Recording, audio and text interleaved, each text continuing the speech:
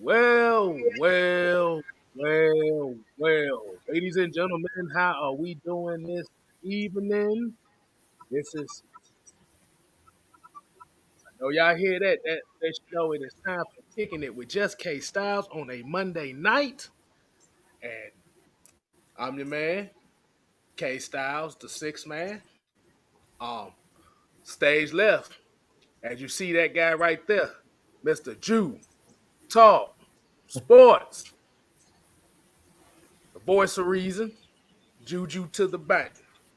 And the guy below me, y'all already love him. Y'all might hate him, but at the end of the day, he That's know what more the like hell it. he talking about. Mister Mad Mike Sports, the mad Don't scientist. nobody, don't nobody love me. All y'all hate me. Y'all know y'all motherfuckers hate me. Hate my goddamn guts. Now, if they hated you that much, they wouldn't be watching. So you good. Come on. Stop. There you go.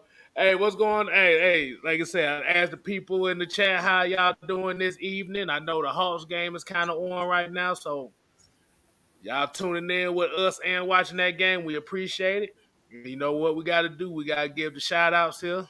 Um, let's go ahead. We're going to shout out the nation. We got Next G Days, Tev Sports and Gaming, Mr. Motivator, Trucker Mike 404.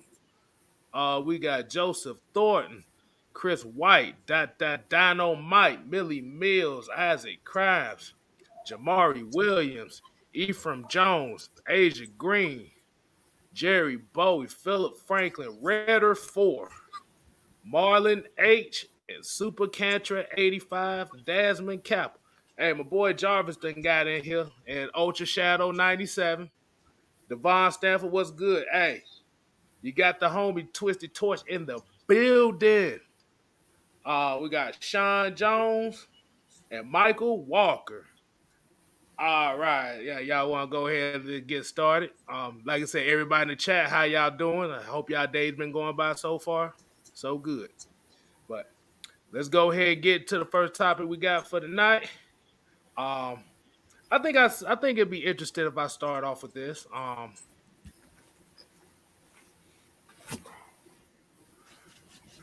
We got the Atlanta Falcons at $14.87 million in cap space after the whole Julio trade. Ooh, What does that mean?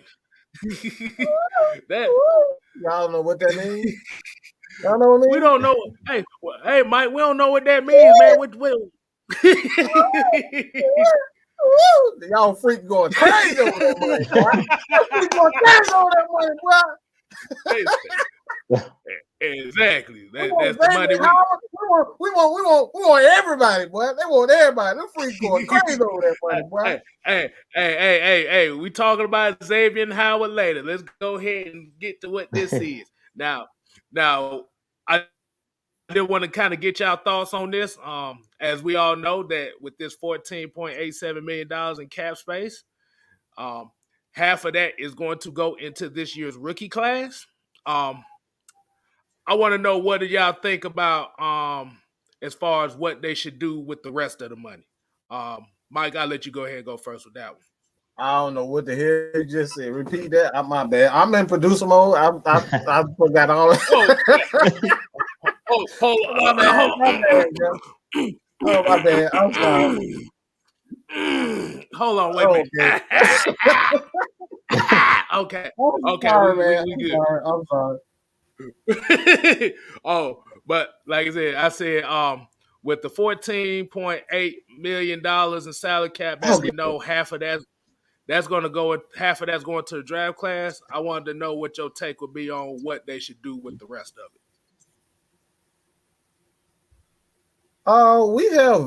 We have some nice veteran. We have some nice young players. I think, I probably just gave it away, but I think we should go after some veteran guys that can kind of add to what these young guys already like. I think we signed like 30 guys, 20, 30 guys that are young on the roster. So it's like going out and get guys who can kind of help these guys.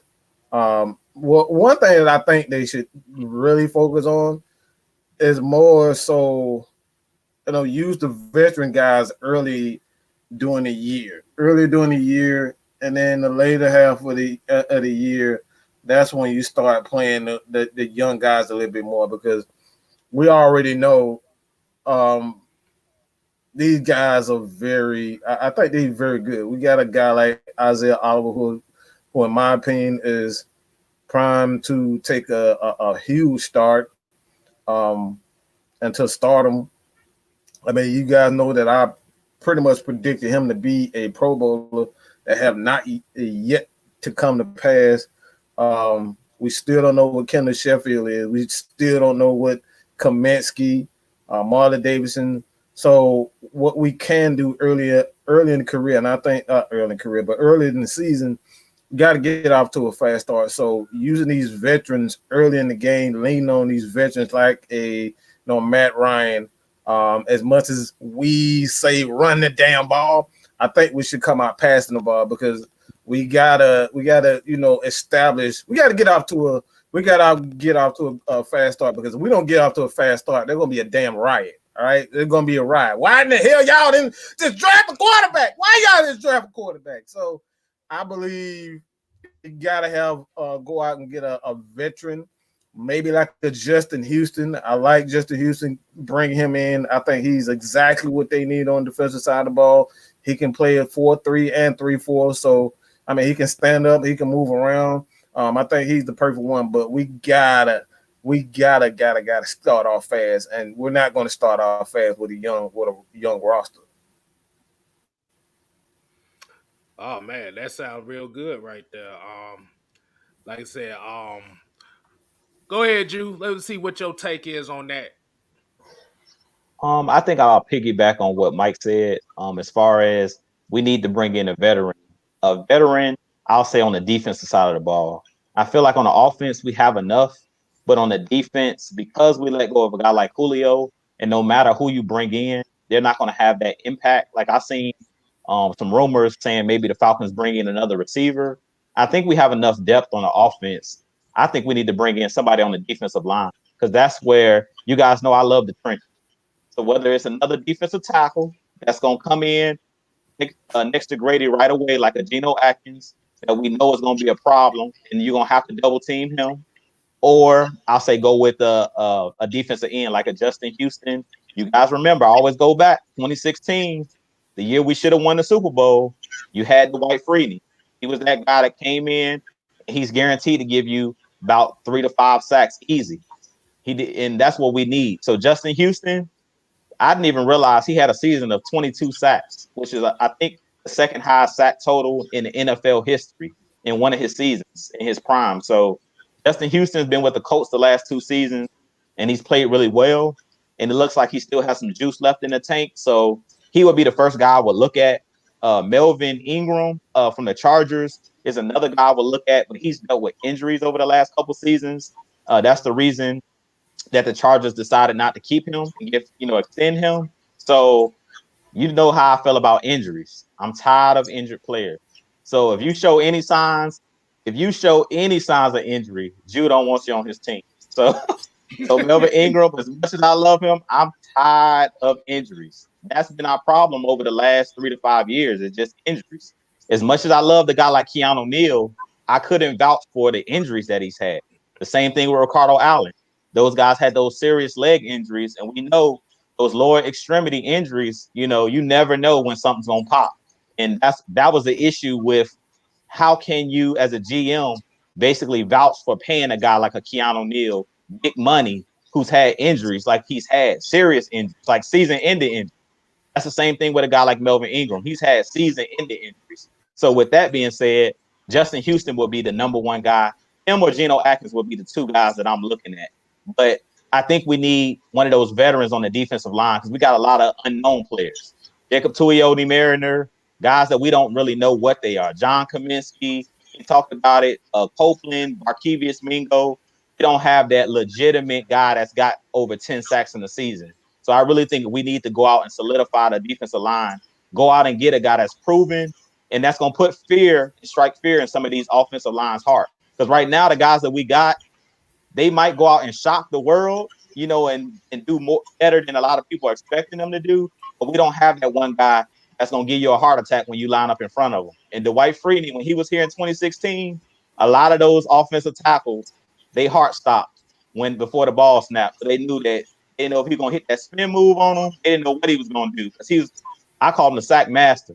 That dude, Dwight Freeney, he had all the moves. So we need a guy like that that's proven and that has shown that he's a guy that could be possibly a guy that can get you 10 sacks in his pass. So I say Justin Houston is the guy I would go after. Oh well.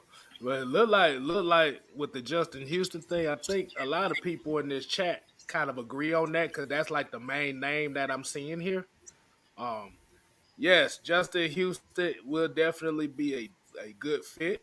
I think, like you said, that veteran leadership, a guy that has done it at the highest level, is something that this defense definitely needs.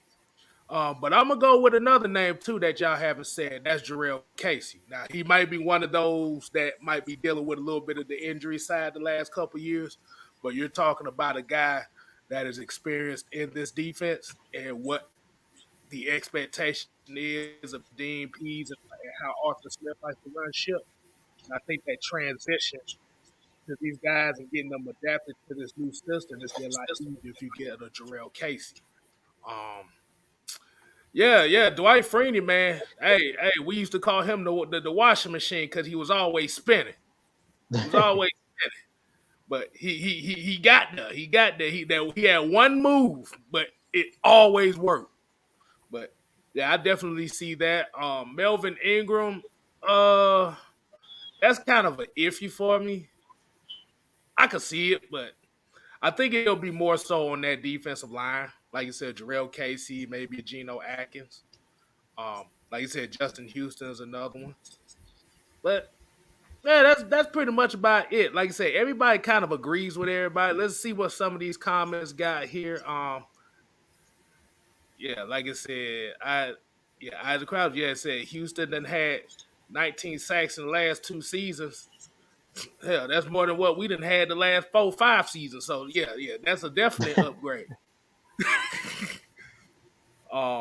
Let's see. The show enough said that Houston's best days are behind him, but he can show the youngsters how it's done. That's definitely that's a plus right there. Chapman said they're developing that relationship, which is paramount because in the first time in a long time, Matt finally has a coach that will put him in position to win. Yes, because I heard he said he wants to be taught by Arthur Smith, so they're going to reset the mindset and get out of that mindset of the farmer friend. That thing is like toxic to us right now. That toxic system, toxic mindset. But Ricardo King says, "What about a corner?" Oh, that's very interesting. You say that. We're gonna say no.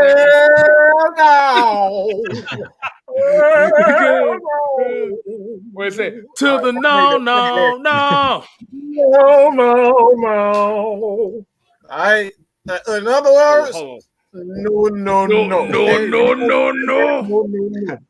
All right. Why I say that? We got corners. Let AJ play. We don't know what he can be a megastar. You keep on signing all these corners. You don't know what Sheffield is. You don't know, Isaiah Oliver has shown that he can play great. He can play great in the slot, and he's with an established defensive lineman, defensive coach. He is an established defensive coach. Dan Quinn, God bless him, but he wasn't established. And then we see now. You go back to that Seattle team, it's like that Seattle team was just a flash in the pan.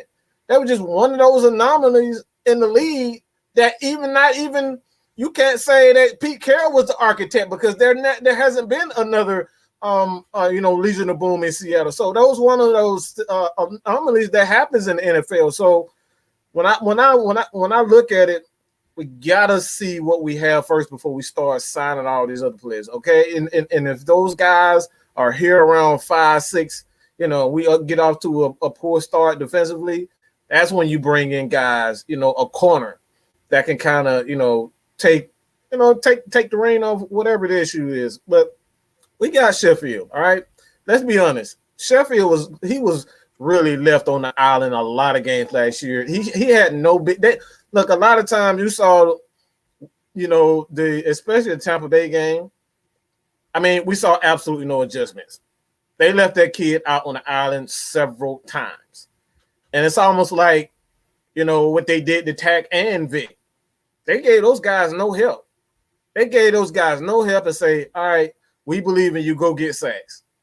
And they didn't do anything to help those guys. They didn't the great help that they did have, they let them walk to New England and Adrian Claiborne. But after that, they didn't do anything to help those guys. So you got to see what these guys, let's see what Marlon Davidson, let's see what Kaminsky and Graham, those guys have before we start going in and signing all these. Especially, I mean, it may be an injury, in training camp, God forbid that, but I don't think they should go out and sign a high level corner because you got to give these guys an opportunity to show what they can do. Yeah, I kind of agree with Ryan Chilled on here. It's pretty much kind of like, let's just see what these guys can do. But like you said, before we start really dipping into that money, because we always said that it wasn't so much of the players that we had to deal with, but it was the scheme itself. Because, like I said, coaching is everything. So if these guys are showing that they can do it by themselves, you don't necessarily have to bring in a slew of talent out of free agency. You might just need one leader, one guy for leadership, and that's just on a desperate level. I ain't even gonna say a desperate level. That's just somebody, like, if you feel like somebody's not stepping up to be a leader, just bringing that one extra guy, like you said, a Justin Houston, Jarrell Casey, somebody that's done it. But I like Casey. Like that keep jumping. I'm cool with Gino, but I just feel as though he made going a bit too much money. He's gonna want to get paid. I'm just like, I don't think we can offer him $3 million. Maybe he'll take it, but I think he's gonna want at least $5 million, at the very minimum $5 million. I mean, you see guys like Todd Gurley. Todd Gurley, for the most part, we signed him a 5-year deal. So I think that's exactly where, especially for a defensive tackle, his caliber and his resume, that man wanted to get paid, man. Yeah, cause I'm more so of a fan of just letting that money roll over the next year, because you never know, you might need that extra $6-7 million to pay a 4-year Louis Khan when the time comes. I need that $6-7 million if you're gonna have to extend somebody else. So, like I said, just do with the guys you got right now. Like I said, the mentalities in camp is a whole lot different than what it was the last few years, as far as everybody being. I so apologize. I so apologize, but this comment is, oh my God! Like, stop. Hold on. Let's read it out loud, shall we? Yeah, please. Shane Elliott said Vic and Tack was first round picks. They should have been good enough to not need any help, because that is why you draft them for. What? Have you heard of first round bust?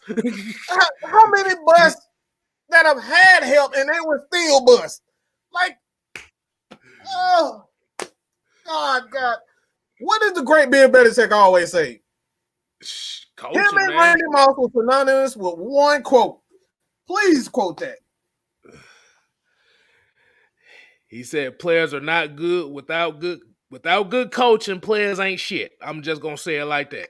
Yeah, it's basic as that. You cannot win games. You can't win games with a shitty game plan.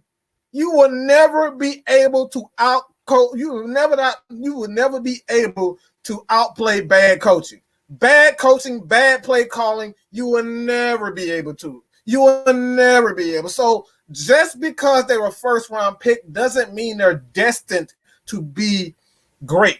All right, you got to be able to put these guys in position to win. All right, you got to be like. Let's just say, for instance, if all right, this is the thing that we always said what was wrong with the Atlanta Falcons. All right, this is why we had last year. We just had why weren't we throwing the ball more to Hayden Hurst? Why weren't we throwing more to Hayden Hurst, especially in short yardage situation? He has the speed. The dude runs like a 4.5. He is a great athlete, and we weren't using him. Go, Jew. I see you chomping at the bit. Go ahead. Hold on. Let me hit this comment right here, because for some reason this comment just makes a whole lot of sense to me. Hold on. This comment makes so much sense to me, but it sounds wrong, but it sounds right. He said you cannot lose games in this league and win. Right. Yes, right. That's exactly what we're talking about. That's exactly what we're talking about. Exactly. You cannot put these players in horrendous. You can't put these guys in horrendous positions and then expect them to put up 10 sacks. Right? Come on. He's playing against. He doesn't have help. This is what Grady Jarrett. This is why we say why Grady Jarrett is not getting double-digit sacks. Well, do you see who's behind him? Do you see who's beside him? Grady is getting triple teamed. I've seen multiple games where the dude is literally getting triple teamed. Okay, you can't say that. And this is why, like I said, why am I saying this? You go back to the Super Bowl year, Vic Beasley for a perfect example, prime example. Guess what? You had Rashid Haven, all right, the guy that played all across the line. He played every position across the line. That's one guy.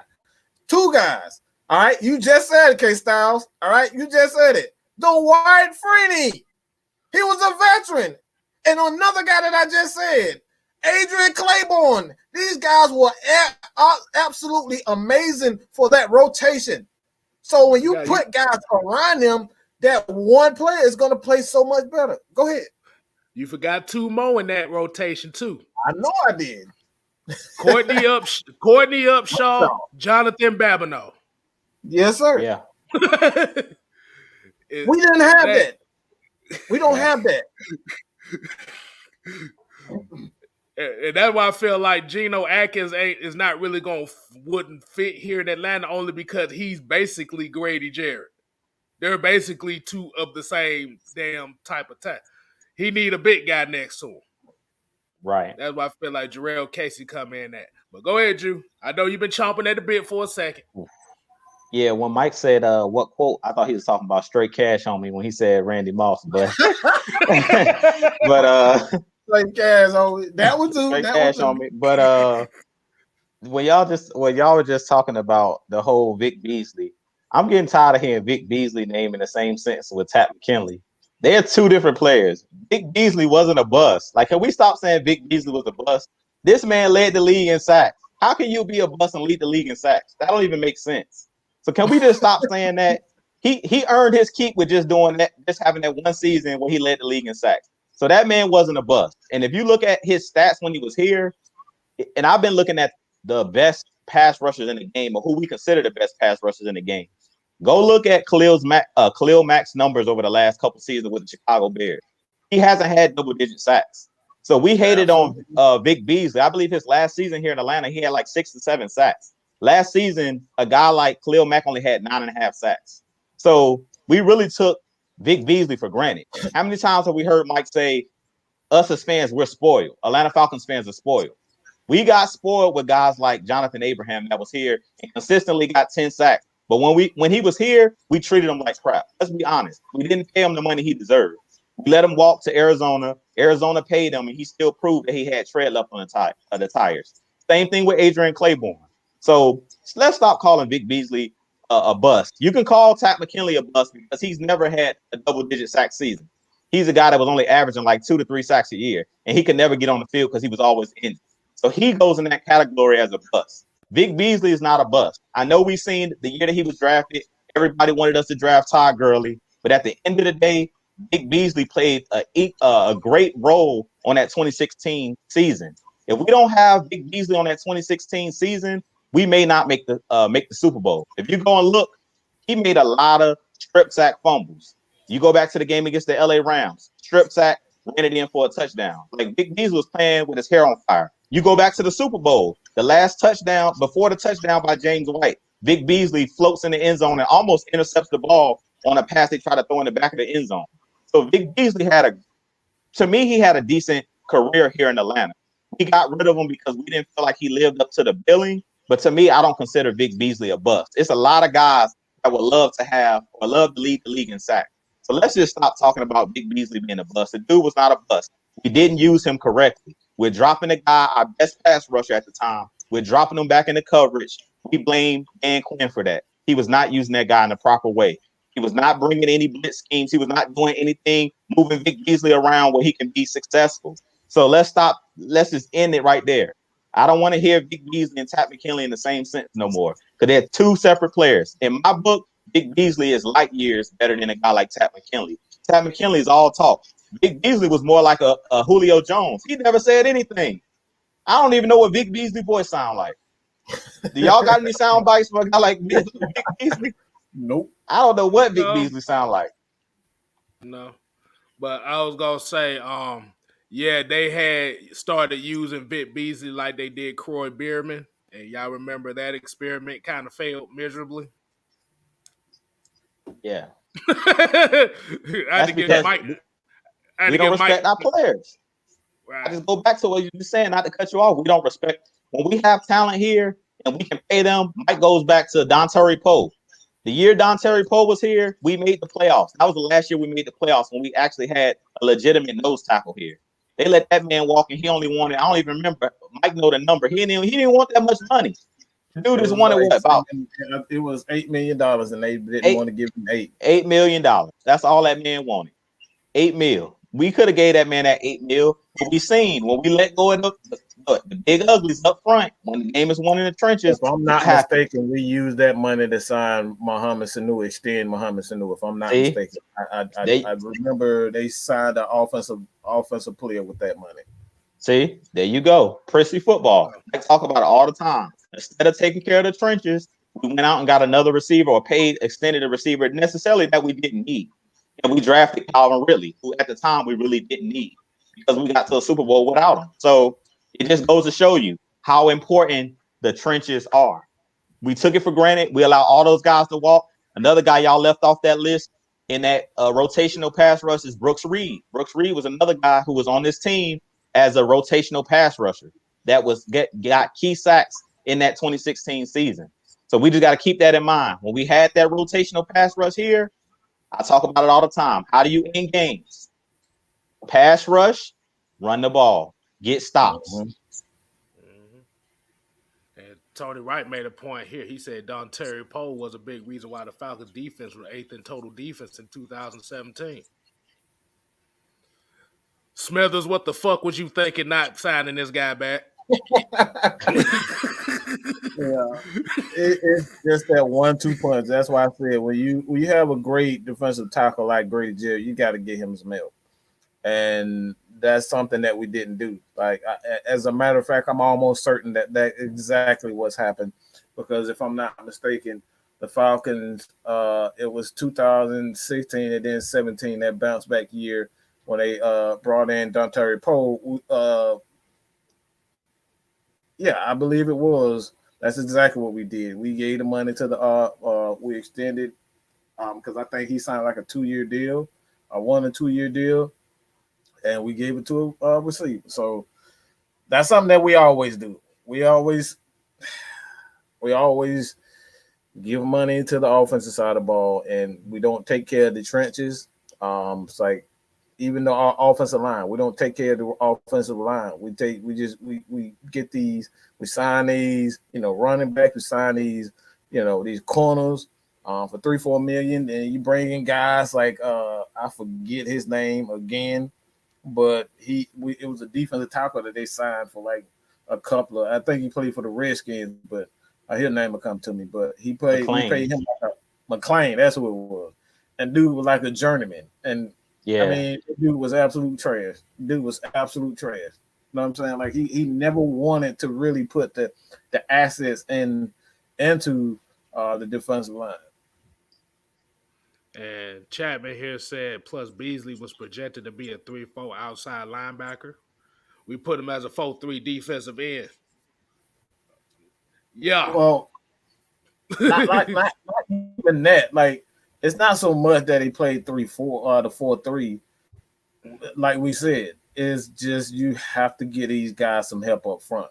That it was no defensive line depth whatsoever.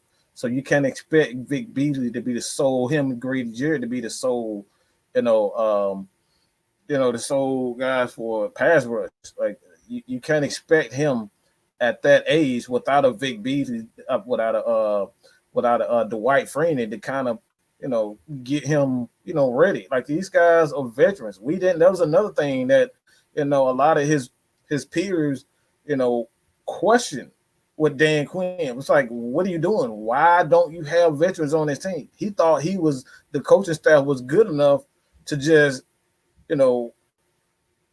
have a Vic Beasley and Tack McKinley get those guys to where they need to be, but that's not always the case. You need guys on that field that's going to teach those guys on the field, because when you're on the field, you're not listening to the coach. The coach is not on the field with you. The players are on the field with you. They're going to have those conversations, before snap, pre-snap, after snap. You know what I'm saying? They're going to be saying things to each other. So that's when veterans come on. That's when veterans come in the hand when you're on field. So that's why we saw a lot of blown games last year, because we didn't have those veteran guys. And then when we saw those veteran guys get playing time, a la Bleedy Ray Wilson, you saw those guys get interceptions. So this is why you have to have veteran coaches. You have to have veteran players. It has to be a balance. Okay, I want to hit this comment from Makari Weems here. He said there's players like Everson Griffin and Daniel Hunter who got more pressure on quarterbacks and don't get the recognition. I'll take pressures versus sacks. I've heard that comment before. I don't know if y'all remember Mike Smith used to say that all the time, that sacks was overrated. That's some bullshit. And I'm sorry. there was That's some bullshit. and there was another thing too. Tad McKinley by Pro Football Focus in 2018 was the highest rated pressure guy as far as defensive ends in the NFL. That's why I said what I just said. Pressures don't mean you're actually doing a very good job. That just basically means you beat your guy. Okay, that's what pressures mean. So what we really need is what I was just saying. We need multiple guys who can get after the quarterback. Why? Because you're collapsing the pocket. It's not just one guy. You can focus on one guy. Now you got four guys coming at a quarterback, and where he's going to go.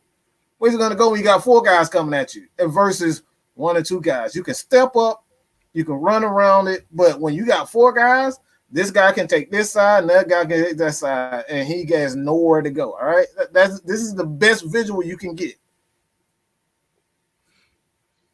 Oh man.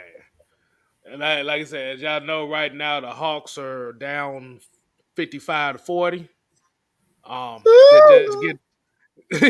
Just to get that little update right there. But yeah, I definitely feel like I want to go ahead and get into this next one that been circling around the internet right now, and there is a rumor going around that Dolphins cornerback Xavien Howard the Falcons are looking into him.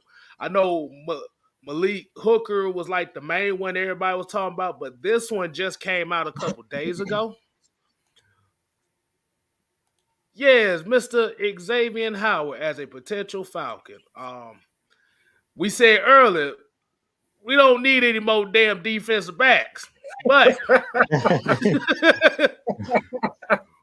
But I'm gonna ask y'all this, and I'm gonna let you hit this one first. Is, do you feel like if this is the case, and do you think you would take on a defensive back for Xavien Howard, or do you just, like I say, just let it go and let these guys do what they do here? this could be real tricky. This could get real tricky because I actually went and watched this tape, and I like how the way that he attacks the football. Last season, this man had 10 interceptions, but sometimes when you bring in a veteran guy or pay a guy a lot of money, you can stunt the growth. And that's what Mike, I think, was trying to talk about, like an AJ Tyrell. Like AJ Tyrell right now is the CB1. So you bring in a guy like Howard, Xavien Howard, it could be a problem, being that you could stunt the growth of a guy like AJ Terrell. I like that AJ Terrell last year was following around the best wide receiver. When we played the Saints, he was following around Michael Thomas. I like that because that's going to help him grow. Like a lot of the mistakes we seen AJ Terrell make last year, he got beat on a couple double moves. He dropped the interception against Tyreek Hill when he basically had the game sealing interception. He dropped it. You know, that comes with time development. So I completely agree with what Mike was saying earlier. Now, I would love to have a Xavien Howard on the team, but one thing that bothers me, I just read the article earlier about the rumors that's swirling. They're talking about the main reason he wants out of Miami is because he wants more money. And I don't like to hear that because we just dealt with Julio Jones in the contract situations. And I don't like when a player just wants to be traded over money. I want a player that wants to win first and his team first. I want you to get your money. Don't get me wrong. I want you to get your money. But from what I'm hearing, last year they signed Byron Jones from the Cowboys. He makes $2 more million than he makes. So basically, Xavien Howard, I heard, was making $12 million, and Byron Jones is making $14 million. He feels a certain type of way because he led the league in interceptions. They brought in a guy similar to what we're talking about. He was the number one, the CB1. They brought in a guy to kind of be that CB1 or be that next guy when they brought in Byron Jones, and he kind of got offended by him getting that big contract. So I feel like at this point, we don't necessarily need another guy like that. That's me, that just want to move for money. We don't need that on the Atlanta Falcons right now. I feel like you let these young players continue to develop and blossom because I believe AJ Terrell is going to be a star, point blank in the period. And I don't believe, you guys know what I believe. The game is won in the trenches. I'd rather have elite pass rushers than elite corners. I've never believed in building from the back to the front. I always believe in build from the front to the back. And if I can get home, I don't need great corners. I talk about that all the time. Look at this Kansas City Chiefs.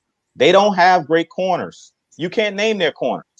You don't need that, though. You don't need great corners. If you can get home, and that ball has to come out now because that pressure is getting home, you don't need great corners. The Buccaneers, they don't have great corners. They won a Super Bowl last year because of that defensive line. You got Ndamukong Suh. You have JPP. You have I can't think of the other guy that they just signed who played for Denver. Barnett, I believe his name is, if I'm not mistaken.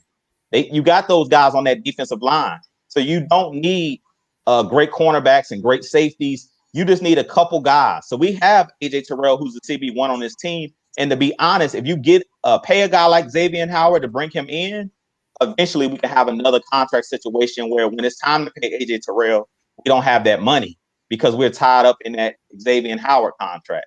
So personally, I'm good on Xavien Howard because I'm hearing that he just wants to move because of money. I'm good on that. I think AJ Terrell is a soon-to-be star, and I want to see what these young guys got.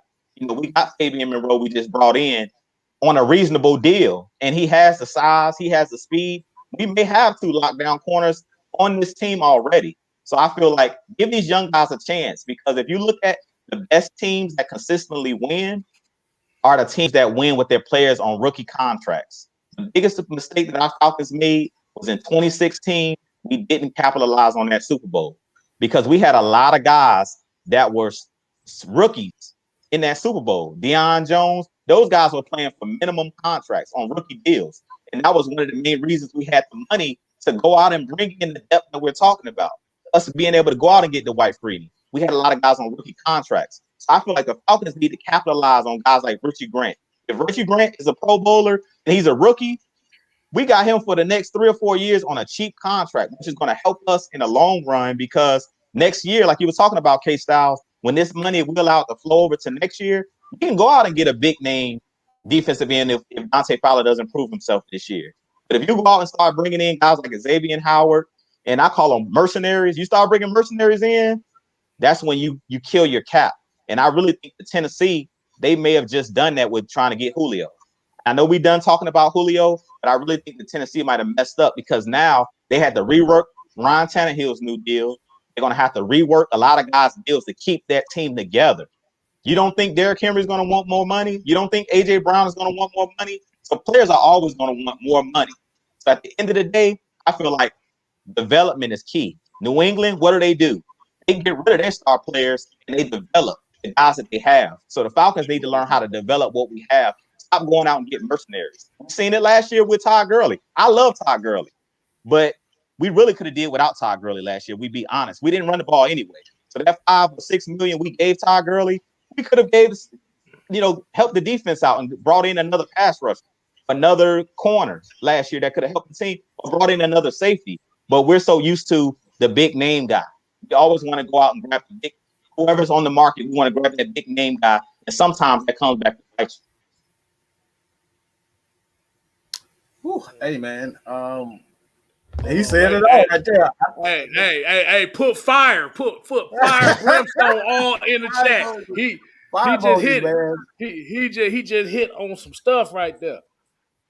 Hey, to add to that just a bit, he pretty much said it, but to kind of add to that, one of the reasons why the Falcons are in Cap Hill right now is because we gave those stars who wanted more money. We want to keep getting. We could have done if we drafted properly. We could have done without the Robert Alford extension. We could have done without the Devontae Freeman. We had no business giving him that much money. We could have done without the Mohamed Sanu contract. We should have never gave him that money. That's why we ultimately traded him.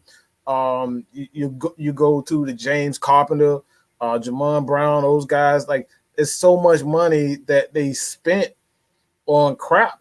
If they just would have used those picks properly, and this is where we're going now.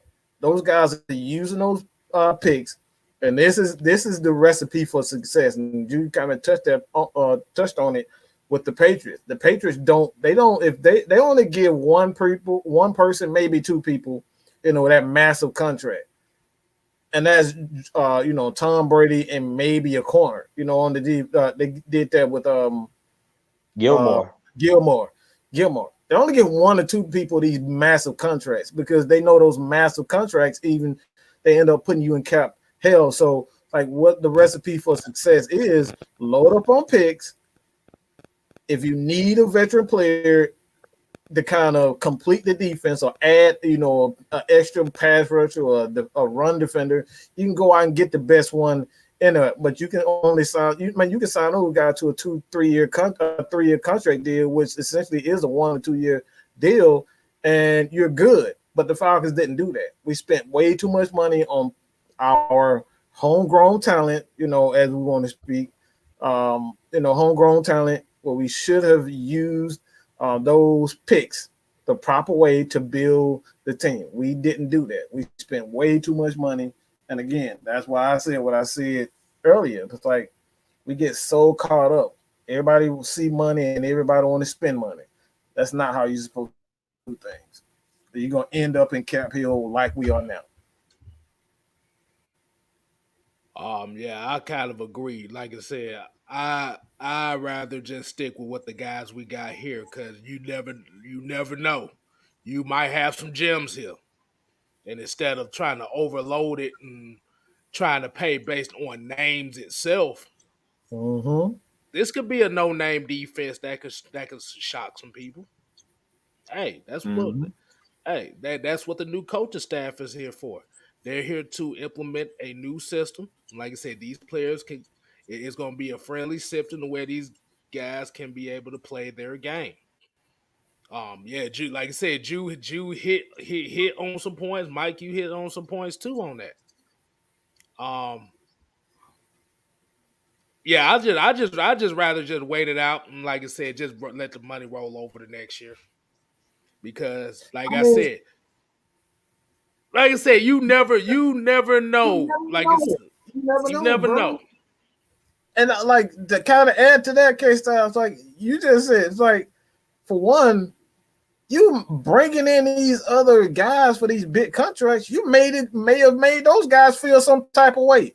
I'm up here busting my ass, and you up here giving Devontae Freeman fucking $42 million for a year, and I'm the reason why we sharing the ball, but y'all gave him $42 million. What about Coleman? That was the real reason why Devontae was so successful. He wasn't the main star. Those guys together were doing it. So $42 million, it just wasn't a wise decision. You got to be able, like I said, even when you go back to the Pittsburgh Steelers, the Ravens, the Patriots, all the best teams, they don't overspend in free agency. And when they do, guess what? They getting the best guy that's available. And that may be once or twice. And that's it. But they don't overspend. We overspent on homegrown talent. They felt like they didn't want to give Antonio Brown wanted more money. And it was like, all right, bye. Antonio Brown ain't been the same since. So we can't keep bowed out. Le'Veon Bell, that's another one. And y'all see what's going on now. Yes. Y'all see what they're going on with that there. Hey, I was about to say, and you remember when Freeman got that contract, remember the running back who was showing out in the playoffs those 2 years. It wasn't Freeman. It was Coleman. Yeah. And Mike made this point a while back ago as far as before the draft goes. The greatest addition is doing nothing at all. Bam. Yep. Just like the best thing can happen, like I said, you can, like I said about the Julio thing, addition by subtraction. Like I said, you never know, because at the end of the day, this league is all about coaching. New England Patriots ain't had no real big mega star splashes in the draft for shit for damn near 20 years. Right. They had sprinkles. They had sprinkles here and there and stuff like that. But if you look at the majority of those teams that won Super Bowls, these were third round picks or later. They had a sprinkle of first rounds and second rounders, but that's not what it was about. It was all about finding players that fit in a system. It don't even matter where you were drafted at. The difference between the difference between a first round pick and a seventh round pick is about $20-30 million. That's it. Make a good living off of that. You make a good living off of that. You can get 4 or 5 other players with that $20 million. You can literally get 4 or 5 other players with that $20 million that you just overpaid for. As much as I love Julio, I wouldn't have given him $66 million. I thought that was over the top. Did he work hard for it? Absolutely. But like, we paid way too much money too early for him. That's what really stopped us from getting. We had a whole nother year. But he whined and he complained and he bitched and he moaned, and they ain't have no choice because they don't want to be a small ball organization and like not giving it to him. So, like I said, I think Kstylz just said it's like like that with both of you guys. You said it. I don't want players that going to come to a team just for money purposes. That already tell me that you don't give a dang about your teammates. You don't care about winning. You're trying to get paid first and foremost. Exactly. You want to lead the Dolphins, who was like borderline almost a playoff team, to come to the 4-12 Falcons, bruh. You know what I'm saying? Like, how much sense did that make? I mean, that shows me right there. That tells me right there that it's just all about the money. So I don't want no player to just come in here for money. We just dealt with that. And once you cuff yourself, like we did with Julio, what do you do once that player wants out and you're giving them that money, and now your cap is pretty much wrecked? You know what I'm saying? So I feel like homegrown, develop the players you have. Like, a lot of people forget, we always talk about the Legion of Boom, but what people don't realize about the Legion of Boom was those guys were just drafted. That was a great draft. Cam Chancellor was a 5th round pick that turned out to be a Pro Bowl talent. Richard Sherman, he wasn't a 1st round pick either. I think he was like a 3rd or 4th round.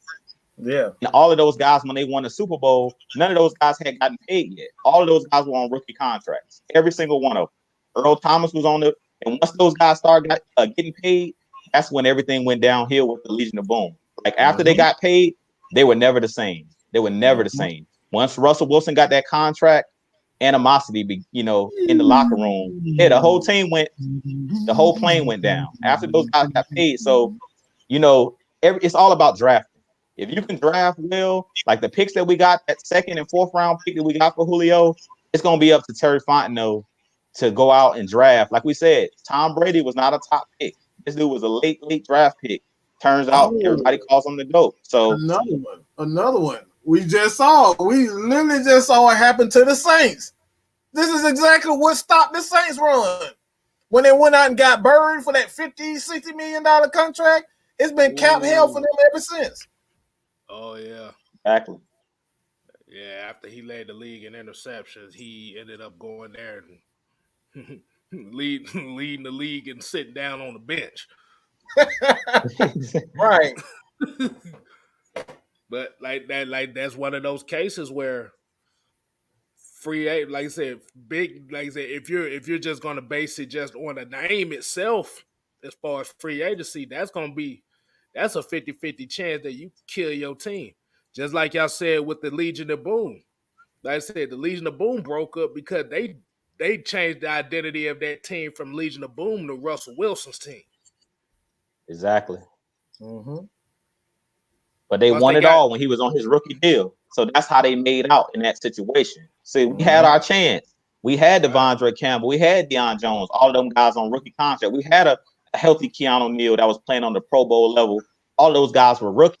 So if you can win a Super Bowl when those guys are young like that, before you got to pay anybody, because these are not the days of old. Like those old 70s Steelers where you could keep your team together because there was no salary cap. You could overpay everybody. Them days are over. Like the days of building a dynasty, other than New England, which I put an asterisk by their dynasty because they cheated pretty much the whole time through it. So I put an asterisk by their dynasty. But if you look at it, you don't see those teams winning consecutive Super Bowls back to back to back like the Cowboys in the 90s. Back then, there was no salary cap. You could get away with overpaying the best. But now, where it's a hard cap league, you got to know what you're doing. When you're working that cap, you got to know exactly what you're doing. If you mess that cap up, you see what the Falcons are looking like due to that, due to the cap issues. It really handcuffs what you can actually do as far as going out and bringing in players. So we should have learned from the past regime that was here that the talent we have to use these guys. Because if you think about it, we went out and signed Tyler Davidson. We had a guy in Deidre Sanat sitting right here under a rookie contract. See what this dude can do. We went 4-12 anyway. See what these other guys can do. Like we paying guys. I think we paid Tyler Davidson like $10 million or something like that for 2 years, 2-3 years, and he ain't did nothing worth that. He ain't did nothing. So it's like you got all these guys. We paid Devontae Freeman. We got all these running backs. Quadra Olsen, Ito Smith hardly playing. Brian Hill hardly playing. You got all these running backs that's not playing. That's not even dressing on Sundays. You going out and bringing in a guy like Todd Gurley, and that's what I was talking about by holding players back. We don't know what Quadra Olsen can do. He might have gave us more last year, but this dude riding the bench. This dude ain't even seeing the field. So it's like that's money you could have saved. You could have had in your back pocket. But instead of saving for a rainy day, we were blowing it, blowing that money. Right. And Bruce Wayne here says players today are too pacified and entitled to play gritty football. They just do enough to get paid and then fall off or start preserving their body. Boy. Yes, sir. Well, you have to blame the Players Association for that, because now the way that these players are playing now, they're playing more so as independent contractors now. Mm-hmm. That's where the mindset is going. Like I said, that kind of situation is what hurt Le'Veon Bell out of Pittsburgh after Pittsburgh, because he sat out that year and he thought he was gonna make a lot of money. Found out he wasn't making as much, and he took the best offer he could, and they ended up cutting him after 1 year. Right. So this is why we always say the grass ain't always green on the other side. There you go. The grass is greener where you water it, dog. That's the way the grass is green at. I mean, we seen, yeah, man.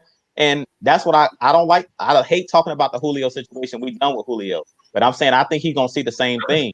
It's like you just made this lateral move.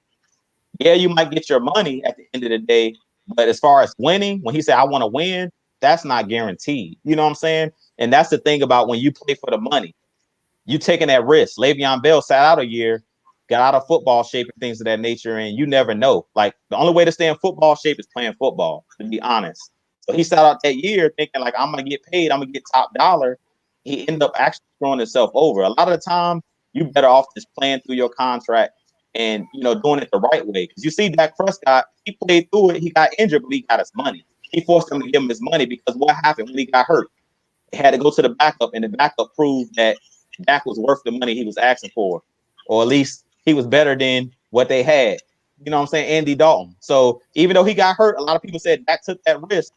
He forced Jerry Jones in that front office to pay him because they seen the fans, as Mike said, those Dallas Cowboys fans was gonna ride if Dak didn't get that money after they seen how bad the team looked when he went down. And I'm not the biggest Dak supporter, but hey, he was better than what they had. He was better than Andy Dalton.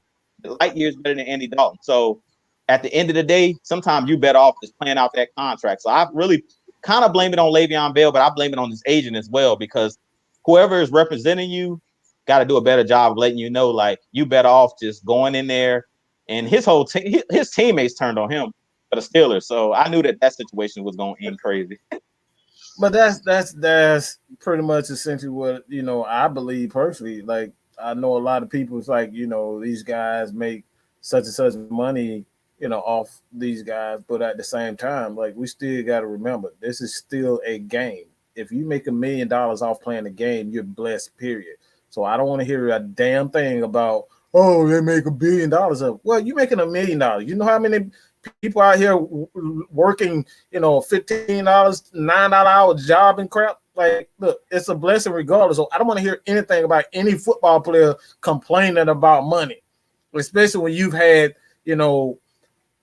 10 plus, even 5 years. 5 years and $1 million, bro. You like, give me $5 million. I'm still working up to that $5 million. So I want to hear players complaining about $5 million, especially when you got guys up here going day to day in these dang factories, busting their ass, busting their damn, like, all they doing is picking up these big ass, heavy ass tires.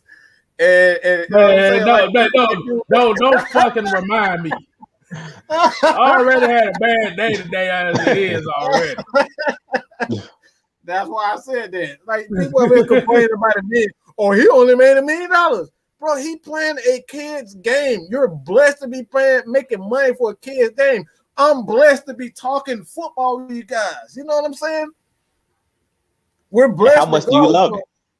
Bro, how much do you love it? Like, what happened doing it for the love of the game? Like, that's what I hate. Like, what happened to just doing it for the love of the game? Like, before I was getting paid, like, we're not getting paid big money to do this, but even before I was making money to do this, hey, look, I would sit here and talk football anytime, anywhere, because I love to do it. So what happened to guys playing because they love the sport? Like you said, you playing a child's game. You know how many people would love to get drafted?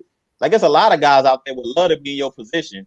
And that's why I think he just screwed himself. I don't know if y'all heard what Le'Veon what he said, but I think he really screwed himself over. What he said about Andy Reid. Gotta be appreciative. Like I said, man, you just gotta be appreciative and stay humble, because, like I said, man, not everybody is blessed to make $1 million. So when you make $1 million, man, make it count. Stop looking at yourself and like you the only person that matters, because when it all comes down, this is something that a lot of people don't look at also. Like, they don't really look at Jerry Jones being he is the guy that pays this person, that works for this person. Like, he is a guy that has employees on top of employees. He has rent to pay. Y'all think that damn stadium is free? Bro, he got to pay light bills. He got to pay food and all this type of stuff to keep the stadium going. This is the same thing for Arthur Blank. None of this shit is free. They're not getting that. They didn't build that stadium for free. That building was built because it offers jobs to people. So guess what? If Julio is being stingy, Julio done rob. people like myself whoever works at the Benz. Because guess what? You're not gonna have fans coming there to see Julio. So as players, you got to look at someone other than yourself, and this is one of the main reasons. All right, I got several cousins that work, at the Benz, but they only make money if the Benz is open. Think about that for a second. Hey, I was about to say too. You ain't got to bring up the damn tires, Mike. Man, my tire hours is between 6 a.m. and 3:30 p.m. I don't want to hear nothing about no tire. I'm sorry, bro. but like we say about the football players, like you said, you go get your money. Like you said, it's all that. But the thing is, don't ever take it for granted. Because there's about 9 billion people that wish they had your position. Well, ain't that many, but that's estimating. But yeah, I kind of want to get into something else too. I saw it in the comment. It was actually in the comments earlier, but I want to get your take on this.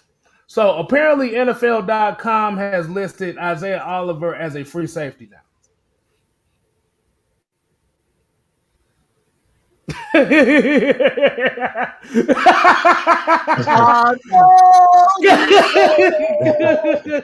told you so. Hey man, I've been telling y'all.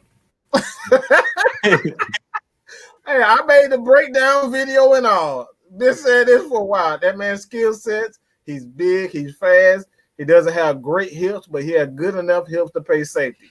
And he has long arms and super crazy range. All right, side to side range. He's not one of those guys that has great hips to play corner consistently. That's why he's so much. That's why he's so much better in the slot, because you don't really have to you don't have to rely solely on your athleticism.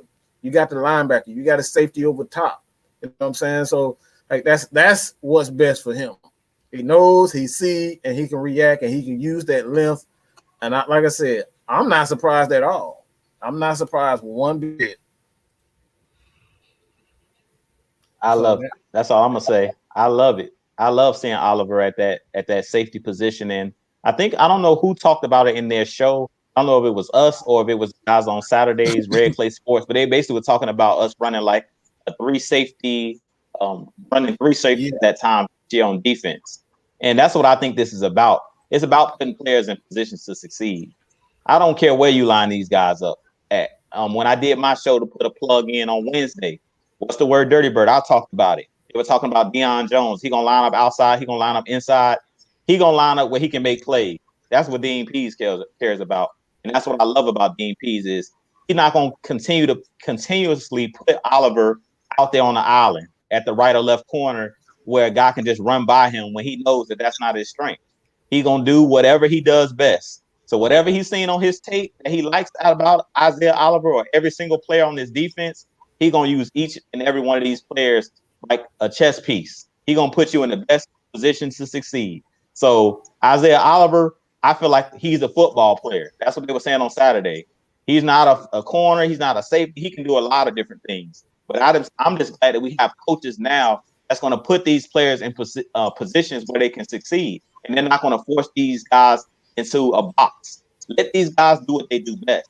And then that's what I'm loving about a guy like Dean Pease. And that's what I'm loving about Arthur Smith and his coaching staff talking about we're going to allow these players to do what they do best. We're going to allow them to give their input. Ask the player. Ask Isaiah Oliver what he does best and where he thinks he fits best on your defense.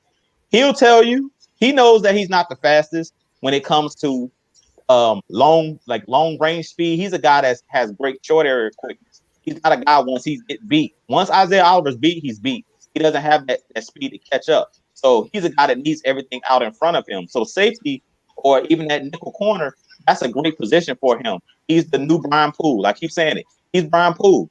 He's a great tackler in space. He has great instincts. So that's what he needs to be. So whether that's safety, whether that's playing some linebacker, whatever you got to do, Put this guy in a position where he can succeed. That's all I care about. So what we're saying is we're going to be seeing a lot of 2-4-5 defense this year. I believe so. I believe so. I think that's exactly where the trend for the NFL is going anyway. You got linebackers like White and Deion Jones that are smaller. These guys like 220, and they're fast as all get up. So it's like I think that's where the league is going anyway. You could have some packages where Deion even lines up as safety. Like he has that range. He has great hips. He has that great footwork. You can blitz him from all types of angles. And like I said before, man, it's like there's nothing Deion can't do. There's nothing he can't do. And when you look him compared to a lot of safeties, he looks like a safety. He's just closer to the line. Hey, let all the athletes be out on the field and do their thing. That's it.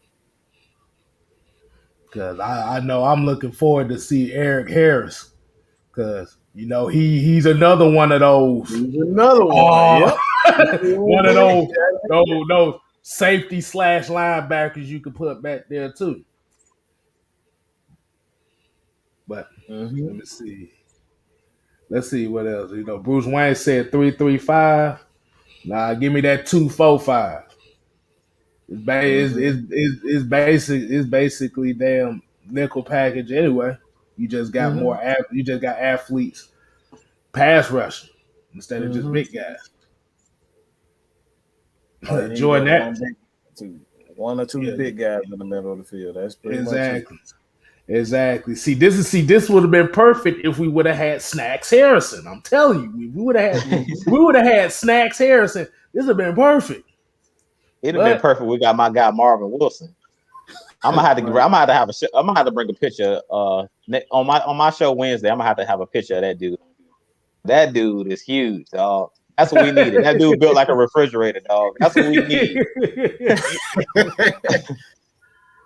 Oh man. Yeah, like I said, Snacks would have been perfect, but like I said, we couldn't get no worse than last year. So, like I said, I'm excited to see what Dean Pease does for this. Like I said, if it is a 2-4-5 or multiple fronts, like I said, as long as we are not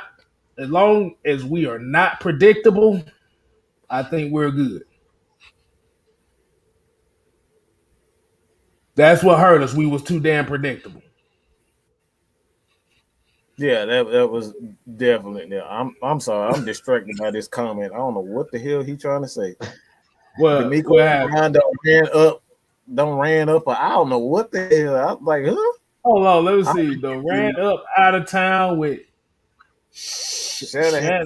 Where did the Ray Lewis Club girl run to? Yeah, you drunk, man. What? Oh no, what? Oh Lord. Let's get to this $5. There you go. Hey, hold on.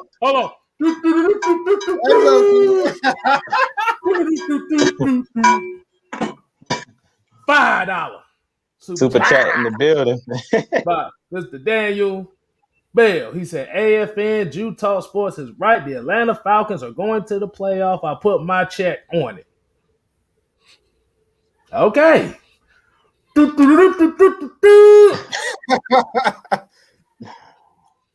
they got a chance to. Like I said, last year we were literally 7 or 8 plays away from being 12-4.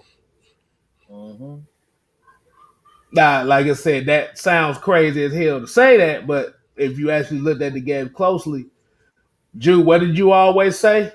It comes down to that 1, 3, 4, 5 plays. Every game. The momentum shifters. It comes down to those 3 or 4 plays a game that change the game. So, I mean, I definitely think we're a playoff team. I've been putting on Twitter, and that's why Daniel Bell said he with me. I said with or without Julio. That was prior to Julio being traded. I said this Falcons team is going to the playoffs. They're going to the look, barring injury, I always had to say barring injury because football is one of them sports where you never know. But barring injury, as long as Matt Ryan stays upright, this team is going to the playoffs.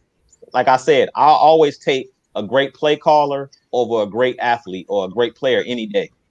And that's what New England does. You better not say you want to check in New England, because they'll cut you in a minute. That's what happened with the linebacker that they had. I can't remember his name, but he made a Pro Bowl and he said he wanted to be like the highest paid linebacker. Next thing you know, he was on the Browns. What's old boy name? I think he ended up coming back for a cheaper deal later on. I can't think of his name right now. I can't think of his name, but he was like an inside linebacker or outside linebacker for the Patriots. I know who you're talking about. I forget his name. It wasn't Jamie Collins. Jamie Collins. He was talking crazy, talking about I want to be the highest paid. It was like a Sunday night football game. I'll never forget. He was like, I want to be the highest paid linebacker. He made one Pro Bowl, and next thing you know, that next year he was gone. So they don't play that, dog. They don't play that. If you start talking crazy outside your neck, talking about I want to be the highest paid player, it will get rid of you in a hot second in a New York minute. So I definitely agree. Like, this team is built, they're playoff ready. This team is playoff ready. As long as you have that quarterback, if you got an elite quarterback, you have a chance. And with Kyle Pitts, Hayden Hurst, Calvin Ridley, you got the weapons. And then that four-headed monster in the backfield, and then an aggressive offensive line that you gonna run the ball, as we always talk about. Oh, this team is definitely gonna be a playoff team. Going back to that smash mouth, and we know Matt Ryan is deadly. With an offensive line in the running game, Matt Ryan is deadly. And that's why I say he's gonna be in the MVP conversation. So playoffs, you can book that. If we stay healthy, playoffs, we definitely gonna make a playoff to get a playoff spot. Hey, Devon said if you cannot play for Andy Reid, then you might as well go to the crib and sit. Yeah, Le'Veon. Yeah, without being in Pittsburgh, you kind of look like you on the slosh running side of the game. I mean, if you say anything about Andy Reid, you got to be a dick. I'm sorry. I'm sorry. Andy Reid is the nicest human being on earth. I ain't never heard a bad thing about him as far as his former players, and all of a sudden you come out and say he lied to me. Like, seriously? Like, this is the NFL. Things change at the drop of a dime. Some guys are hot, and sometimes as a coach, you cannot. No matter how many times you promise the guy snaps, you're going to get X amount of snaps. Sometimes this dude is just doing this damn thing. We saw it with, let's just say, just anybody at this point. Let's just say, Deion Jones. Like, you got guys like Deion Jones, Devondre Campbell. Like, we've seen plenty of games where Devondre Campbell was the guy. You know what I'm saying? Like, you got to ride the hot guy. So that's what good coaches do. So if he promised you snap, it ain't nothing personal, bro. Somebody else just doing their thing. That's how you coach. You got to ride the hot guy. Bro, you old. Let's be honest. You old as hell, man. You're not a young running back anymore. So I don't even know why you even think that. You should have thought about that when you should have thought about that when you took a year off because you wanted more money. That's your fault. What Mike meant to say is you're not a good running back no more. You're not a good running back no more. You a has-been is what we call it. You a has-been. You washed up, dog. You washed, dog. Like we said, it's a reason the Jets got rid of you, dog. It's a reason the Jets let you go. Hey. All I know is we're going to call him Fred Flintstone from now on.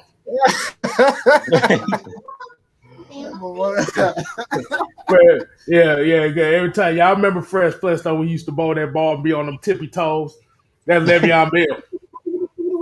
Yep. The motherfucker feet be moving like about 15 miles per hour going nowhere. Oh man. But like I said, you gotta think Andy Reid has a long coaching tree, man. Like I said, you like this is why I say you never want to make those comments public. If you felt like that about him, you keep that to yourself.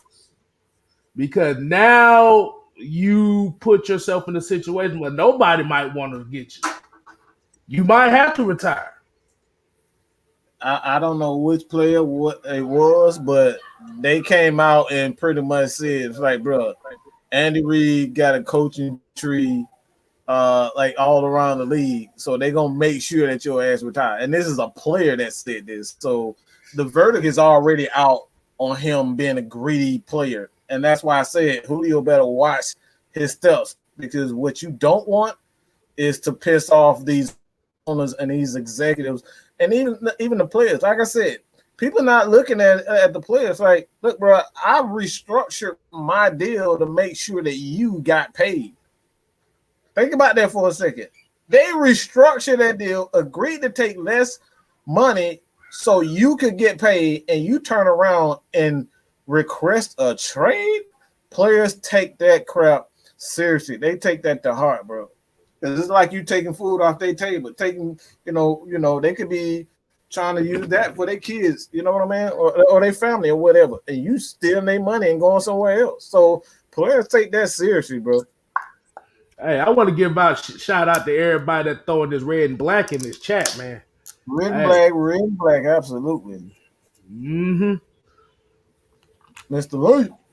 We the last of the Mohicans, because since Justin Fields ain't on this team, we know about 90% of the fan base gave up on him. So, hey, these are the last of the Mohicans. Hearing his names, I'm so like, Bruh, I'm literally praying to God if I've never. Please, Lord, have mercy. I don't want to ever hear that name ever again. I'm so sick and tired of hearing Justin Fields.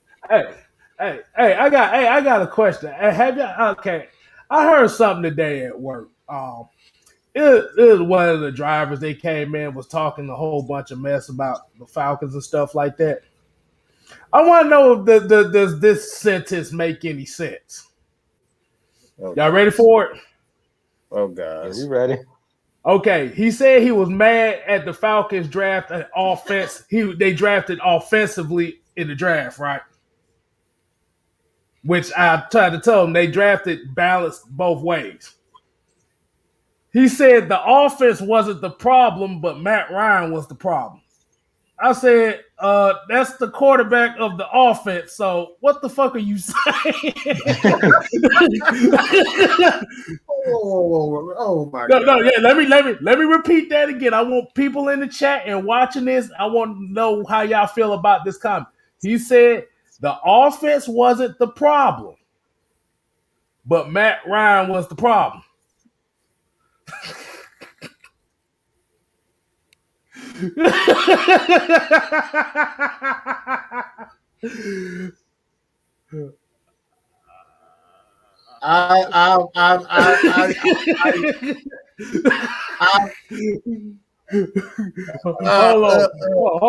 Hold on. I gotta show you. This is how I was looking that whole time. I was like, I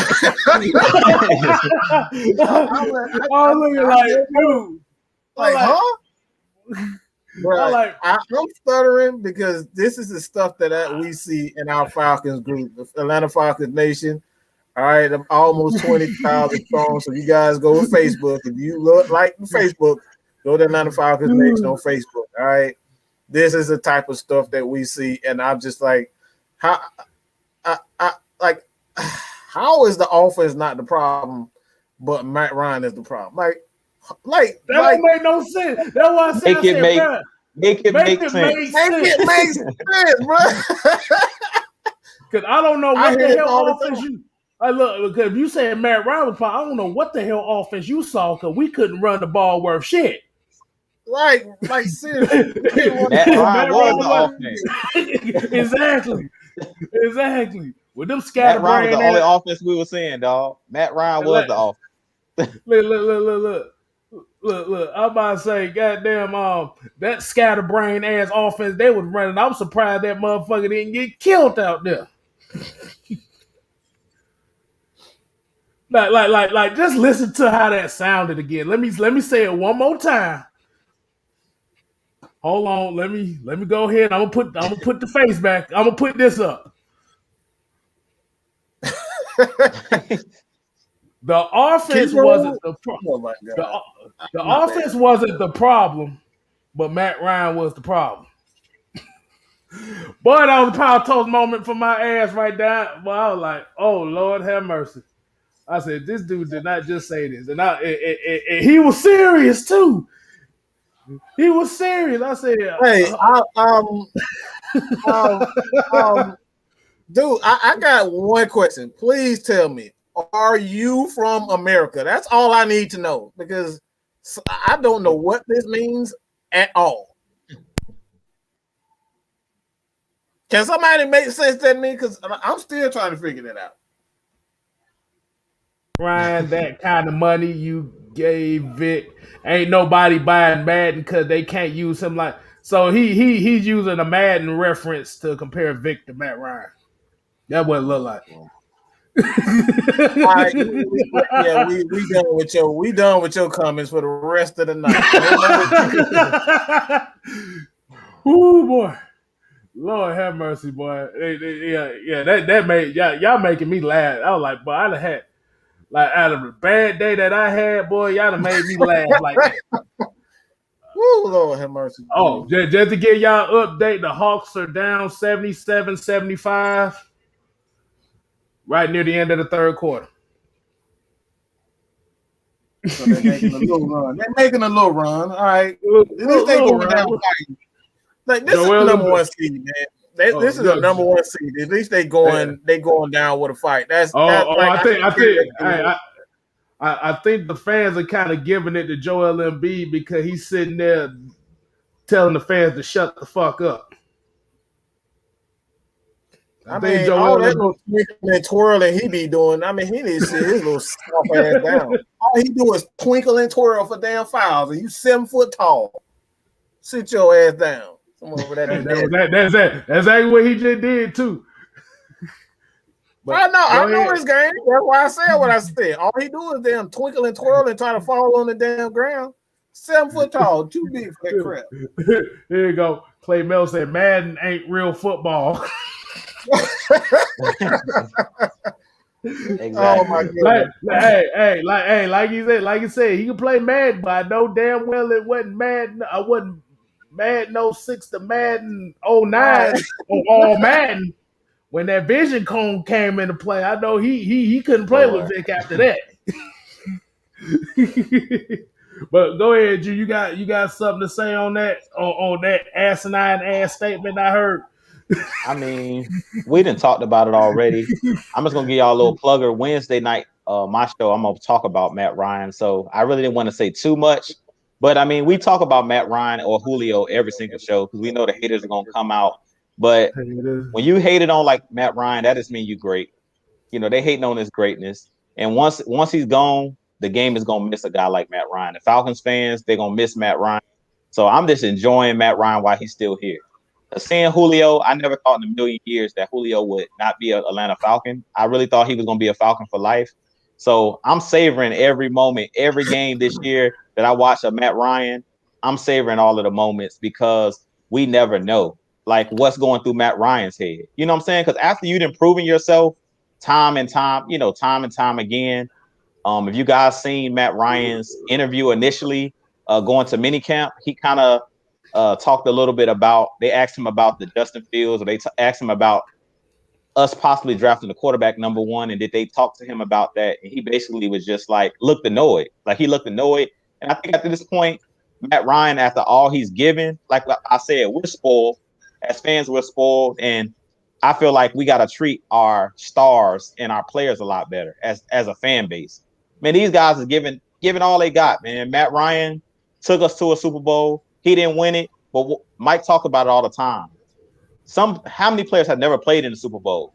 You know what I'm saying? So we got to just give these guys their respect when they come down to it. You might hate Matt Ryan. It's a lot of guys that I didn't like when they were in the league and things of that nature, but you miss out on that greatness. You know what I'm saying? Like a guy like Kobe Bryant. Kobe Bryant, when he retired, I'm a LeBron James fan. I was never really a huge Kobe Bryant fan, but I didn't respect his game like I should have.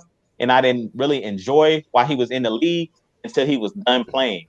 And then when I go back and watch his games and stuff like that, and now that he's gone, like literally passed on, God rest his soul, it's like now when I see clips of him, it's like nostalgic. You know what I'm saying? Anytime I see a Kobe Bryant clip now, him playing, it's like, dang, that guy was like special. So while you got the chance, let's just savor the moments. Let's stop all the hate. Let's just savor these moments. Like I said, I would have never thought in a million years if somebody told me to put my house on it. I didn't think that Julio Jones. You can go on my channel. I don't delete none of my videos. I said it in one of my videos. I didn't see Julio being traded or wanting out of Atlanta. He seemed like he was just a loyal dude. So at this point, I'm savoring every game this year. I'm savoring every moment I can of Matt Ryan until he retires at this point, because we're witnessing greatness. Whether he wins a Super Bowl or not, we're witnessing greatness. We know our track record with quarterbacks. So at this point, I'm begging Matt Ryan, please retire here. Please don't retire early. Finish out this contract, please, because I don't want to go back to the Chris Redman days. I don't want to go back to them Byron Leftwich, Joey Harrington. Do I need to say any more of the names that was trash? Like, I don't want to go back to them days. I'm good. I'm good on that. So as long as Matt Ryan here, I'm savoring every moment, dog, until this dude's career is over. I hope he retires as the Atlanta Falcon. I hate that Julio didn't, but I'm savoring every moment. That dumb statement that fan made, I don't really care. It's people that talk out their side of their neck all the time. But I tell them, bring me the stats, the facts, and the truth. Forget about your feelings. Those are all narratives. Bring us the stats, the facts, and the truth. And that's what we're going to talk about a little bit on Wednesday night. We're going to get into they decided to keep Matt Ryan over a Julio Jones. I wonder why. Because I don't know if you guys, seen the Julio Jones interview with the Tennessee Titans, his first interview there. But he basically stated that him breaking up with the Atlanta Falcons was a mutual type deal. It was mutual. Damn, look, there you go. He said it was mutual. I don't believe him. But he said it was mutual. But if that's the case, everybody talk about Matt Ryan. That says we got a lot of confidence in Matt Ryan. I'm so glad you got to go on that because you got to go in on that one because who the hell give you $66 million and say you can go to another team? Like, exactly. Damn liar. So we're gonna definitely dive into the Matt Ryan, and we're gonna touch a little bit on Julio, but it's gonna mainly be about Matt Ryan because what it tells me, if he really went to the organization like they said in March, and I know we don't supposed to be making this about Julio, but if he really went to the organization like they said he did before the draft, saying that he wanted to be traded at the end of last season, why didn't they break up the team? If Matt Ryan's trash, we should have drafted a quarterback because they knew that Julio was on his way out. So if Julio mixed Matt Ryan, why did they draft Kyle Pitts? If Matt Ryan's trash, because basically if we go back to the initial interview with Arthur Blank, they said, and Rich McKay, they said that the next coach and GM is going to determine the fate of Matt Ryan and Julio Jones. We're not making that decision for them, and they decided to keep Matt Ryan. In my mind, Arthur Smith is a top 5 offensive coordinator in the NFL right now. Easy. And so if he seen Matt Ryan and said, I think he got a lot left in the tank, that's what came out of his mouth. He said he think Matt Ryan got a lot left in the tank. So he had his chance. He could have took Justin Fields or a top quarterback. And for what they're saying, they knew Julio wanted out ahead of the draft. So that tells me that they really believed in a guy like Matt Ryan. As much as the fans hate Matt Ryan, they wanted Matt Ryan here with or without Julio. So that tells me they got a lot of confidence, and that just shows me how great of a quarterback Matt Ryan really is. Because they didn't blow the team up because Julio wanted out. If Julio was really the franchise dude, if he wanted out, you would have thought they would have basically traded both of those guys or cut both of those guys. So we're going to talk about that on Wednesday night. It's going to get interesting. But Matt Ryan is that dude. That's all I'm going to say. Matt Ryan's that dude. Hey, I'm going to say, I see everybody got their Matt Ryan hater jokes and stuff. Remember, they're not Matt Ryan haters. We call them Matt Ryan obsessors. Because they are the first ones that will bring him up before anything else. There's a couple guys on Twitter that keep bringing this up. Every month. He got the Dookie dreads in his head. I'll just say that. I'll just leave it at that. He know who he is. He probably here talking. He probably here with a fake profile. Crying. Incognito. Yeah, incognito chilling. He say call him Magneto. Yeah, incognito. I know, dog.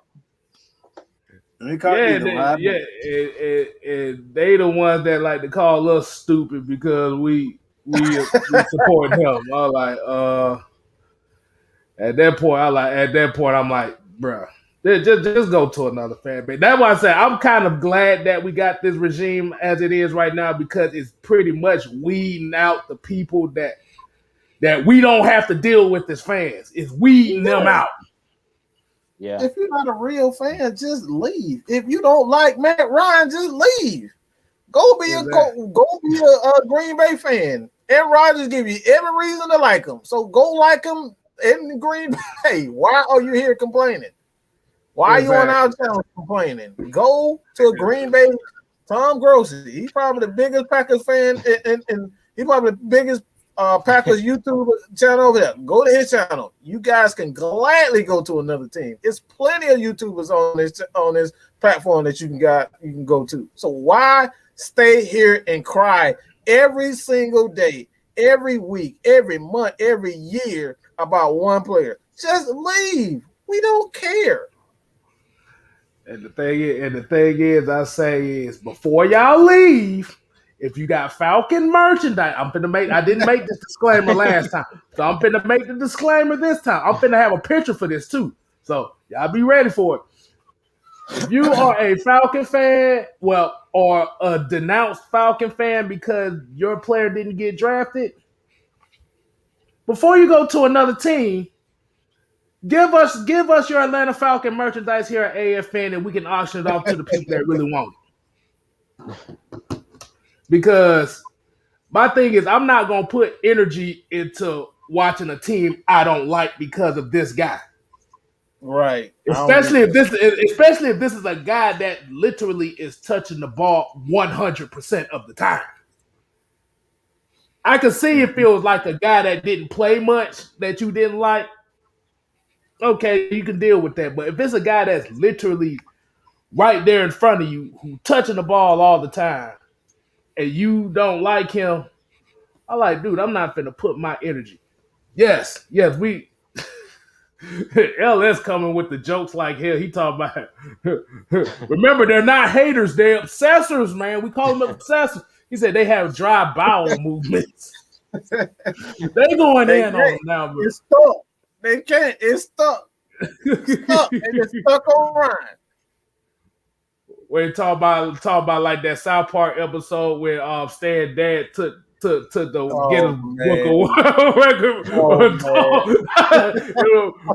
it was a big ass mountain and all of, but in that case it's a big ass mountain with Justin Fields' picture on it. Oh my god, man. Y'all are something else. But we getting on to it. We're gonna go ahead and wind it down here for the night. Like I said, appreciate everybody tuning in to us. Jew Talk Sports, Mad Mike Sports. Yeah, y'all got any final words y'all want to say before we skedaddle on out of here? Oh, I do. Oh, I just want to thank the fans. I want to thank the fans for getting Atlanta Falcons Nation to 1,500 subscribers. I seen that we just hit that milestone, and y'all helped me get 1,200 subscribers yesterday. Shout out to the fans. We do this for you guys. We try to give you guys that positive Atlanta Falcons talk. We try to give you guys the facts, the stats, and the truth. Like, we're not going to give y'all ESPN and a lot of these narratives that are out there. We're going to give y'all the facts. We're going to tell you guys the truth. And at the end of the day, I'm a fan of the logo. I roll with the logo. I don't care what players are let go. As Mike said, he's been saying this for years. Don't get used to seeing certain players here. Like I said, I would have never in a million years thought that a player like Julio Jones wouldn't be here. But now that he's gone, I'm still an Atlanta Falcons fan. I was a fan before Julio got here. I'm going to be a fan long after he leaves, and any other player. Matt Ryan is not going to play forever. So all of these haters, if you a Falcons fan, a true fan, you support the team. So at the end of the day, Matt Ryan is just a part of the team at the end of the day. We need all 53 guys to do their job at the end of the day to win the Super Bowl. So if you guys are just rooting, to me, that shows me that you're not a fan when you continue to bash guys on the team, whoever it is. Vic Beasley when he was here, Matt Ryan, Whoever the player is, I support everybody that's on this team. Whether I dislike the player or not, I support the team. So at the end of the day, we got to do a better job at the fan base to band together, because at the end of the day, I want to win. I don't care who the player is. I want to win a championship. I'm so tired of the Falcons, the 28-3 jokes, us choking. I'm tired of that. It's time for us to get a championship and hoist the Lombardi. So until we do that, I don't care nothing about the joke, all of that kind of stuff. I'm down to business. Y'all see Arthur Smith face, how he be looking in these interviews. This dude look like he's about business. And that's what I love about this new regime. These guys want guys that's going to get the job done. Forget the prissy superstars. Forget that. They want guys that's going to get the job done. And that's what New England goes after. They go after players that can get the job done. They don't care about big contracts. They don't care about commercials. They don't care about none of that. They care about winning. And as an organization, the Falcons have to build this winning culture. And I think that they're doing that with these guys. Terry Fontenot, Arthur Smith, he's holding these guys accountable. And I'm loving what I'm seeing so far out of OTAs. I'm loving what I'm hearing. Having these guys running laps when they make mistakes, I like that. And it don't matter who it is. Kyle Pitts, I heard he jumped off sides. Go run a lap. First round pick, I don't care. Run a lap.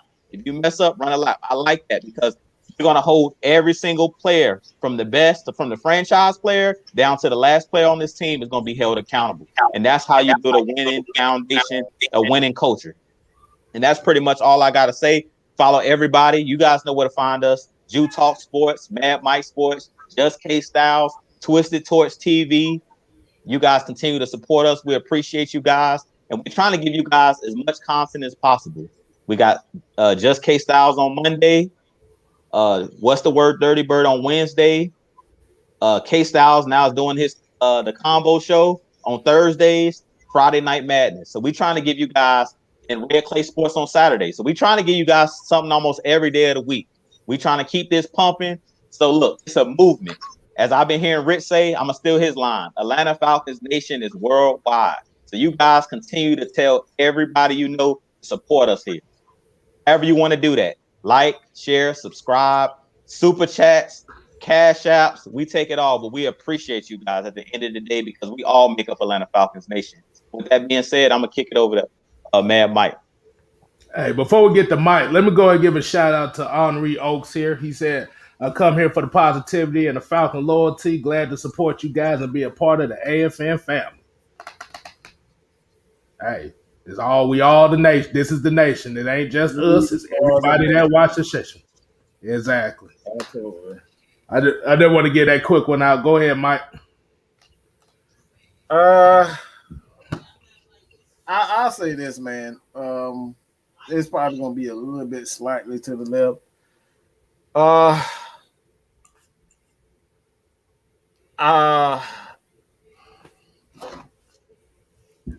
say this.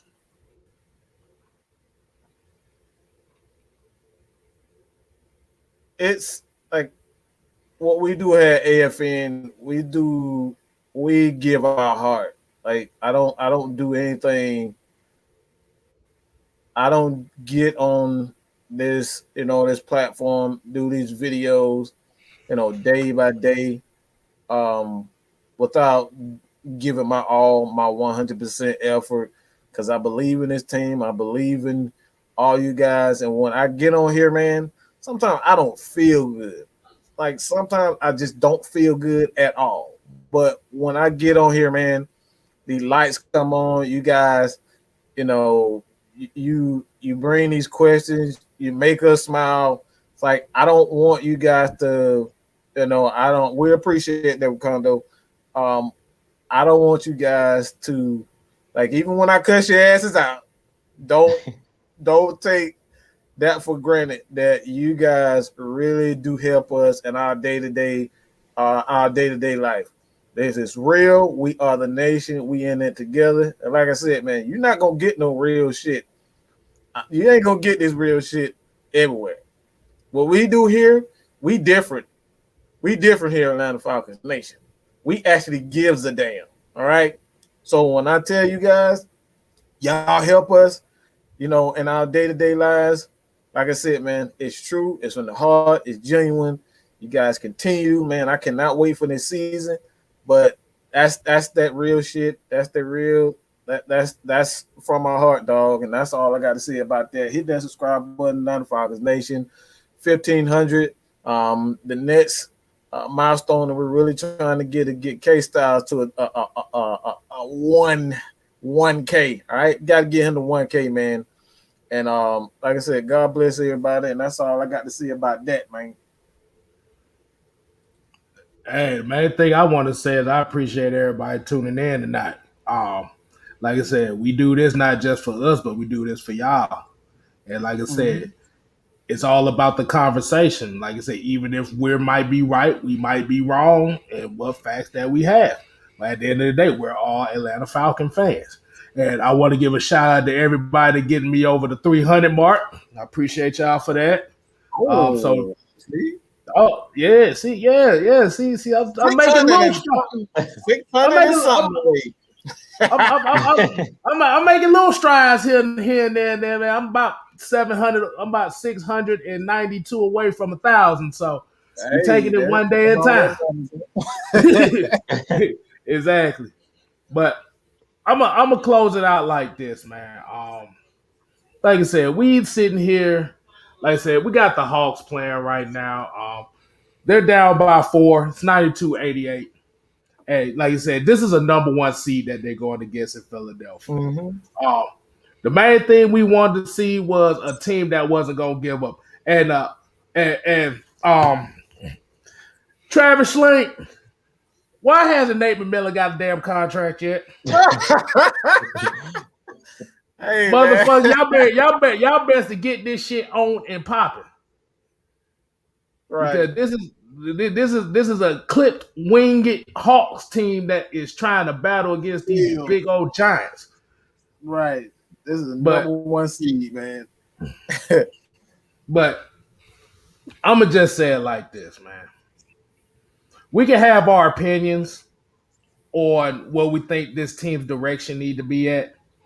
But the reality is we have to respect each other's opinions, because the thing about it is once you start getting to personal attacks because their opinion is different from yours. See, now it just sounds like you want to fight.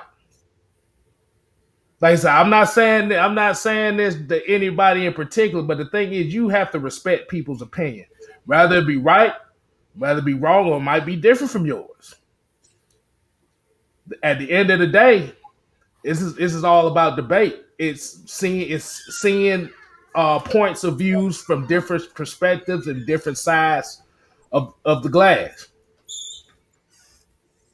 Like I said, people here in the chat that watch our shows every week and stuff like that, hell, they be putting us up on stuff that we didn't know. And this is what AFN is about. It, like I said, they always said. I always heard that the smartest man in the room is the one that's willing to learn. Learn everything. Yes, sir. And the dumbest person is the one that knows everything. Because there's no evolution in thought. There's no evolution in character. You must always learn. Every day is a learning experience. That's all I'm going to just... That's what I'm going to say on that. But like I said, AFN, like I said, I appreciate everybody. Like I said, Mad Mike Sports, Miss Maggie T, the producer, Jude Talk Sports, J Rock for Life, Twisted Torch TV, Rich, the Magnificent. Like I said, but like I said, exactly VF Baller. Like I said, ATM 3405. Let's get it, GA. Like I said, everybody that's here in the chat. Like I said, y'all have helped us on a journey that hasn't even been a year old, and we already at 1,500 subscribers. It ain't even a year old, man. It ain't even a year old, and we already hitting 1,500. Like I said, my slogan is with AFN: we ain't here to play, but we here to stay. And I'm gonna end it on that. Hey, I like that. I'm gonna end on this.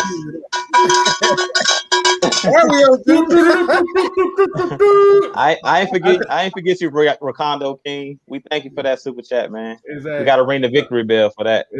Yes, I think people still waiting on that wrestling content from us, Mike. We might have to we have to come up with something, bro. Because it's hey. Hawks are up by 2 right now. I got the game cast right here. I know you got the game. I'm just talking about the people that might not be watching the game right now. I got the game cast. Okay. But yeah, you talking like about I said, people like me that ain't got the game. So like I said, if you have to deal with people that are Matt Ryan, if y'all call Matt Ryan haters, I call them obsessors, because they the main ones that will bring him up but get mad at you for talking about him. Yeah. like I said, if they come up with a comment of he can't run or he's not Michael Vick, don't pay him no mind. Let it go. Don't throw your energy trying to defend, don't spend your energy trying to debate somebody that don't want to be. Right.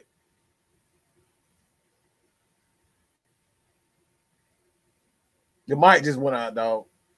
Your mic. Hold on. The haters trying to set you up, bro. They trying to shut me up, bro. Smithers is back, dog. Man, get your bright ass out of here with that shit. But keyword, respect everybody's damn opinion if it's different from yours. That at the end of the day, we all right. Yeah, just from a different perspective. So, Mike, what we gotta tell them? You ain't gotta go home, but you gotta get the hell up out of here. And you got one thing to say here. Man, don't be really, nigga. Anime, really. See, y'all gonna she gonna maybe turn the Ike Turner in this motherfucker. Hold on. All right, man, y'all out. Deuces.